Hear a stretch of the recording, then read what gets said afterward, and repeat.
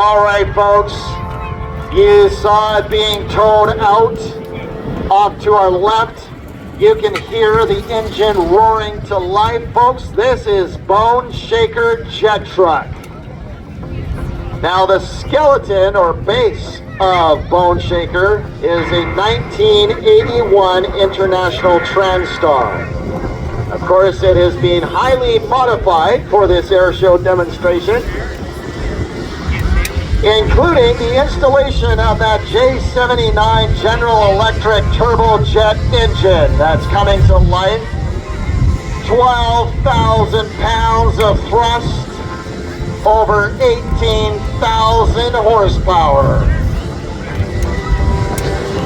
Now you might be wondering why we have a jet truck at an air show. Well, that engine was built for